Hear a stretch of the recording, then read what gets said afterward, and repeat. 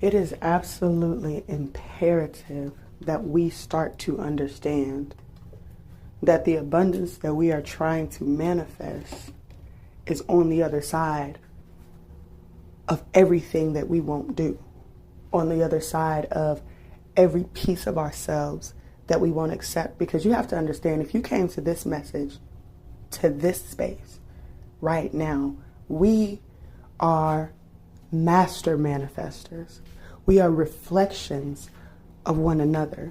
So if you are a reflection of me and I am a reflection of you, then there is nothing outside of you or your sphere that you do not already have. Much like a diamond in the mine, you have to dig to uncover. You have to put your hands down in that dirt and scratch away at the surface, because there's something that's covering that diamond, but it's there. You have to go through things. If you were prepared for what it is that you said you wanted, you would have it already. But ask yourself this question. Let's talk money, because that's where a lot of us get stuck at. Let's talk money. If you were given right now $500,000, would you make the best decisions for your future, for your present, that will allow for the abundance that you actually seek? Because as you now see in that example, money is just a tool. Money is just a tool. What is it that you want out of life?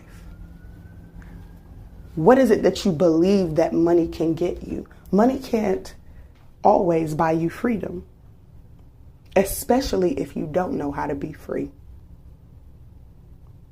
Money cannot buy you happiness if you don't know how to be happy. Could you imagine taking that money and going and buying this huge, beautiful house because that's what you thought you wanted before you checked out the neighborhood, found out you didn't care for the neighbors, didn't check the foundation, you just spent all that money on something that you actually don't value? What is it that you value in life? Because when you start to answer those questions, that's when you start to see your manifestations. Your manifestations are not material, my love.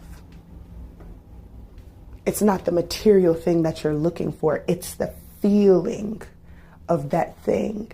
And one thing about the feeling of a thing, it costs you absolutely nothing. So we're going to take that word free. Are you willing to be free?